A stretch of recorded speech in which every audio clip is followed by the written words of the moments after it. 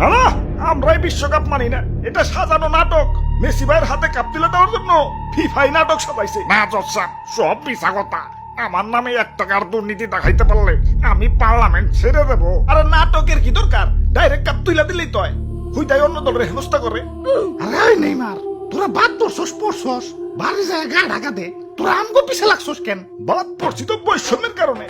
তোমাগো দলের খেলা পরে দুর্বল দুর্বল পার্টির সাথে, আর আমাগো খেলা পরে শক্তিশালী দলের সাথে। বৈষম্য বিরোধী আন্দোলন করি নাই, এই তো ভাগ্য। এই টাকলাই দুর্নীতি শুরু করছে। আমার টাকলা কইলি কেন? এই অর্ডার এত চিল্লা চিল্লি কালা, এটা কি জসকোট না হাট বাজারের চার দোকান? একবারে গণহারে কিন্তু জেলে ঢুকামো সব তৈরি। ও নো, জেলে ঢুকাইলে তো সবাই টাকলারে ঢুকাম। অবজেকশন মাই রড, আমার মক্কেল সম্পূর্ণ নির্দোষ। 2 টাকলা একখানে হয়েছে। অর্ডার আমরা কাউকে পার্সোনাল অ্যাটাক না করি। মেসি ভাই এবং এই টাকলা মানে এই ভদ্রলোকের নামে যে অভিযোগ উঠেছে, এরা নাকি ঘুষ আদান প্রদান করেছে।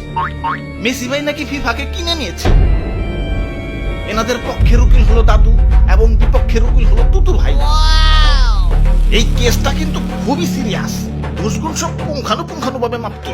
তাই এইটাই কাম হইব না, ডিজিটাল মিটার লাগবে। নাও শুরু করো।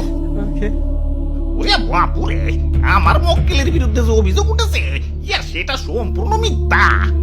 একবার কি চিন্তা করছেন তো সাহেব, ফিফাকে কিনে নিবে?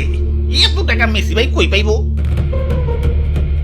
সুতরাং মেসি ভাই ফিফাকে কোনো টাকা দেয় নাই, আর ফিফাও দুর্নীতি করে নাই।